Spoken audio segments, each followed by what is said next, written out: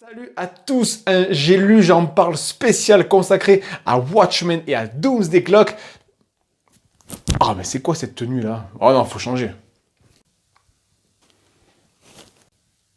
Ah, ben nettement plus en rapport avec le thème. Aujourd'hui, pour cette nouvelle vidéo, on va se faire une spéciale Doomsday Clock et Watchmen. J'ai plein d'œuvres étalées par-ci, par-là à vous montrer. C'est parti, jingle.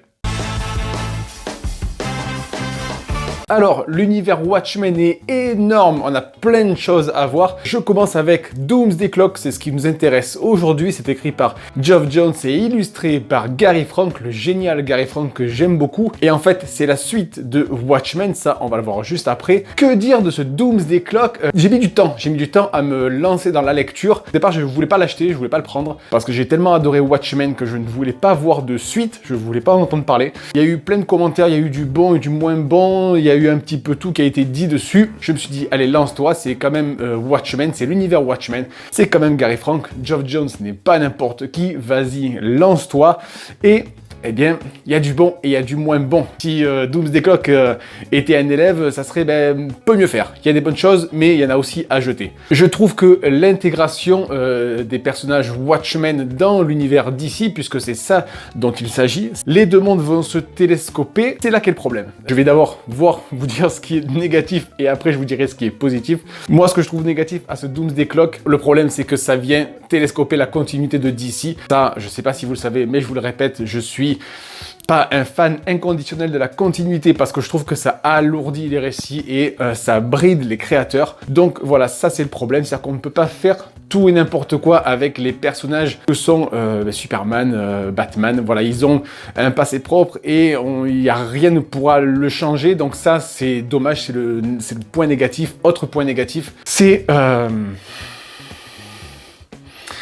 Autre point négatif, c'est l'espèce de charte graphique voilà, qui plombe encore Doomsday Clock. C'est-à-dire que des fois, sur des scènes de bataille, on a des planches mais totalement bordéliques avec un Robin, Supergirl. Et en fait, ces personnages ne servent absolument à rien. On dirait que c'est un passage obligé pour Geoff Johns. On dirait qu'il a été obligé d'écrire là-dessus et c'est dommage parce que ces personnages-là, comme je dis, ne servent à rien. Alors autant tailler dans le gras, autant les éliminer. Et ça fait une intrigue d'autant plus resserré autour du nouveau Rorschach, je ne vous en dis pas plus. La fin aussi est un petit peu mi-figue, mi-raisin. Bon, je m'attendais à ce genre de fin, je ne m'attendais pas spécialement à une fin tranchée. Elle aurait pu être pire, je pense qu'elle aurait pu être pire.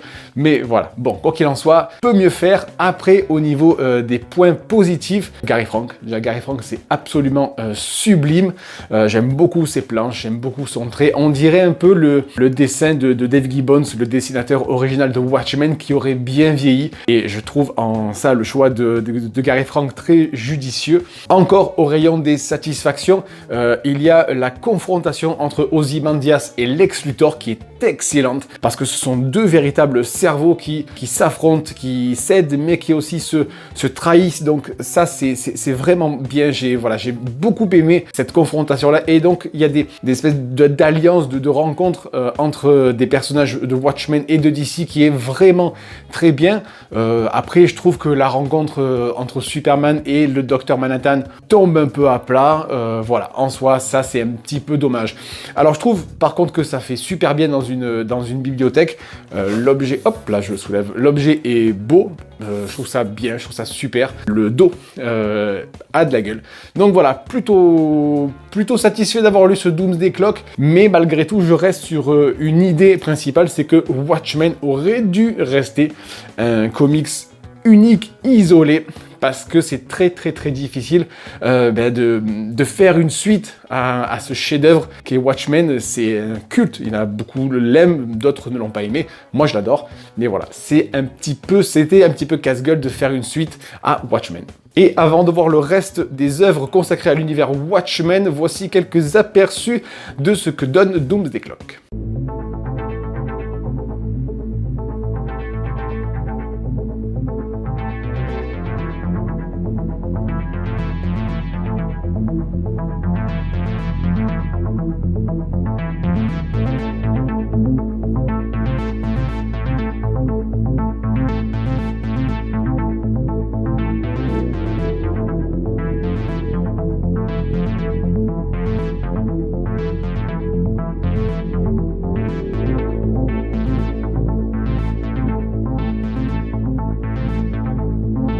En complément de Doomsday Clock, j'ai failli oublier, donc ça c'est l'œuvre Watchmen dont je vous parlais, ça c'est Flashpoint de Flash, c'est quand Flash revient dans le passé et altère donc sa réalité, et c'est à partir de là plus ou moins que va naître la rencontre Watchmen DC, ça c'est DC Universe Rebirth, c'est tout, ça compile tous les numéros 1 des séries Rebirth, donc c'est là à partir du numéro 1, moi je sais que j'avais lu Justice League Rebirth en kiosque, et dès le numéro 1, un peu avec des gros sabots, on nous fait comprendre que le Docteur Manhattan a atterri dans l'univers d'ici. C'était pas très finaux, mais bon, ça se laissait suivre, et on termine avec le badge. Donc ça, c'est le crossover des séries Batman et Flash, où Batman, il me semble, je l'ai lu il y a très longtemps, trouve le badge du comédien avec la tache de sang, et le Batman, très bon détective qu'il est, il comprend qu'il y a quelque chose dans le potage. Je vous dis pas quoi.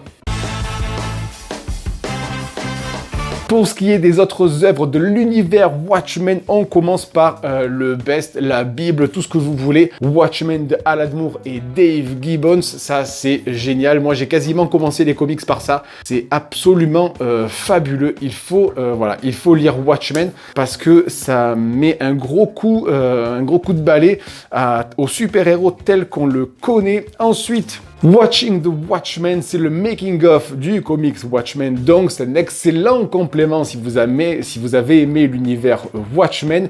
Moi j'ai la version Panini, récemment il y a la version Urban qui est sortie, je pense que le contenu est quasiment identique, mais voilà, si vous avez aimé Watchmen, Watching the Watchmen.